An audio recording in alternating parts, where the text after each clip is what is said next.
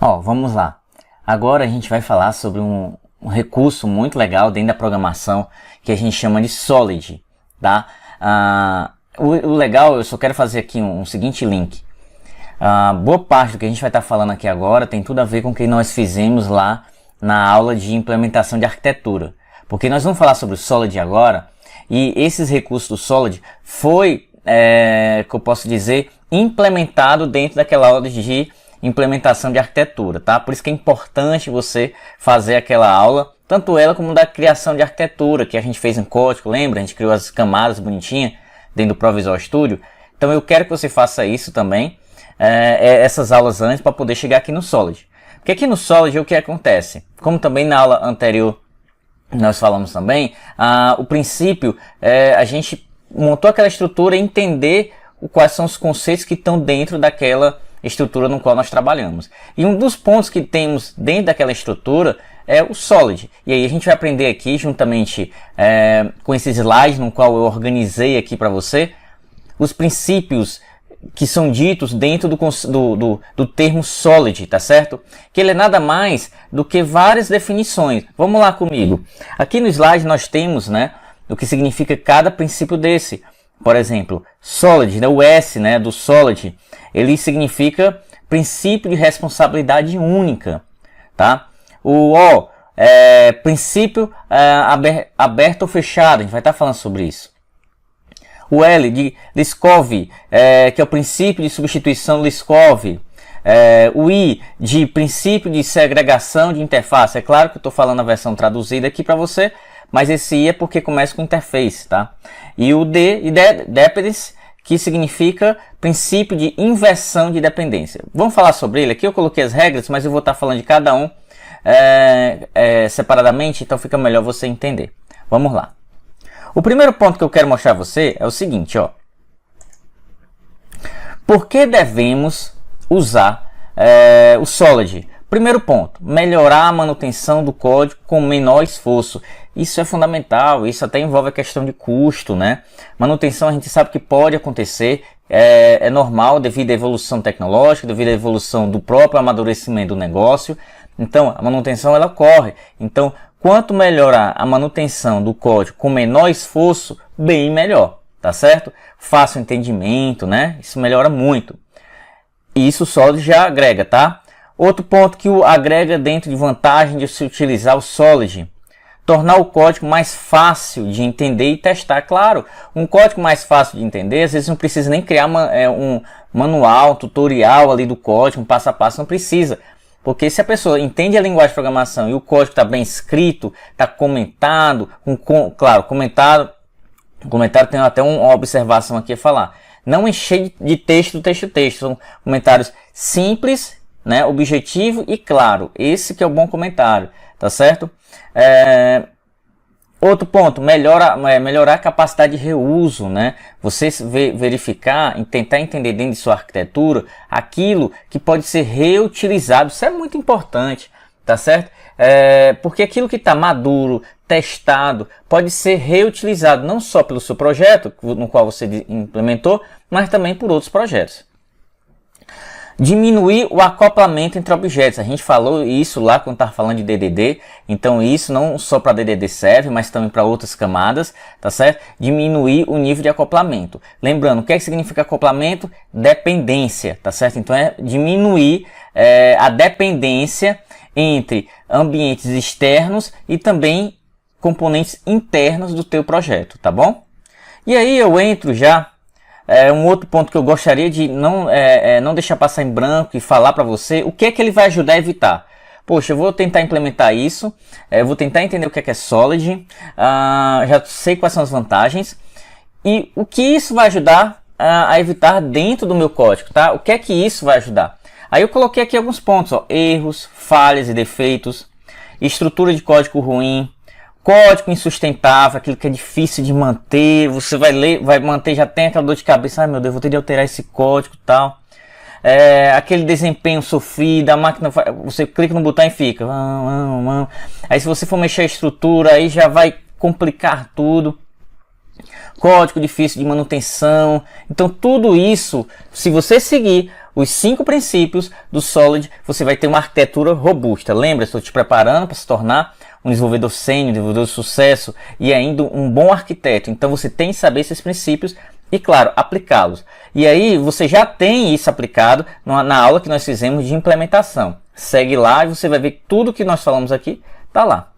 Só que, claro, eu tenho que começar a falar dos princípios. E aí o primeiro princípio é Single Responsibility Principle, né? O SRP, que é o princípio de responsabilidade simples. O que é que ele vem dizendo? Vamos lá comigo. Talvez seja a regra mais básica que existe na programação orientada a objeto. Outro ponto, esses princípios estão ligados a quem? A orientação a objeto, por isso que nós vimos a orientação a objeto antes. O seu mandamento é que um determinado objeto tenha características e comportamentos referentes à sua responsabilidade. Vou bem simples. Por exemplo, tudo que é relacionado a usuário tem que estar na classe usuário. Tudo que é relacionado à classe cliente tem que estar onde? Na classe cliente. Tudo que é relacionado a funcionário tem que estar na classe funcionário. Tá certo? O que eu estou querendo dizer isso? É você não misturar, por exemplo, na classe usuário você colocar métodos da classe cliente, métodos da classe funcionário e misturar.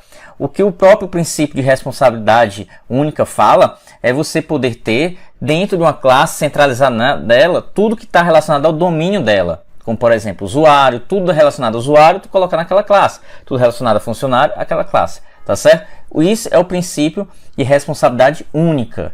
Tudo bem? Porque é fácil você localizar tudo que eu quero da classe usuário, está ali. Ou melhor falando, tudo que eu quero em termos de manipulação de dados da classe usuário repositório. Eu vou lá na usuário repositório. Na usuário repositório eu não posso ter o método de inserir cliente, inserir funcionário. Não, eu vou ter o quê? Inserir usuário. Tá bom? Esse é o princípio da responsabilidade única. Segundo princípio. Aberto ou fechado, você deve ser capaz de estender um comportamento de uma classe sem modificá-lo. Então, você deve ser capaz de estender um comportamento sem modificá-lo. Por exemplo, herança. Você pode estender, né? Você pode estender a classe pai para a classe filha. Por exemplo, quando você usa também classe abstrata, você também pode estender. Então, esse é um dos princípios do aberto e fechado. Sem modificar o comportamento, ó, não estou falando a regra, estou falando sem modificar o comportamento da classe no qual você está estendendo. Aí tem um princípio bem legal também, que chama do Liskov, que é nada mais do que as classes derivadas devem poder substituir suas classes pai. Aí entra, tá? Quando eu falo derivadas devem substituir suas classes bases, é o conceito de polimorfismo, tá? Puramente é o conceito de polimorfismo. Lembra o polimorfismo? Eu tenho a classe pai e a classe filha. Aí o que acontece? A classe filha precisa de um recurso da classe pai. Só que ele possui o mesmo nome. E aí a gente pode dizer o seguinte, se essa classe pai for uma classe abstrata, e ela já tem ela implementada aqui, esse método implementado, eu da classe filha posso também usar, substituir, né, esse método aqui da classe pai. Aí é polimorfismo, né? Vou imaginar de novo, classe abstrata, pai, e eu tenho a minha classe concreta aqui, filha. E aí o que é que eu quero fazer? Eu quero fazer algo bem simples, por exemplo. Vou imaginar que eu tenho um método calcular aqui e um método calcular aqui. Só que eu quero usar o do filho, mas não é herança. Então entra o polimorfismo.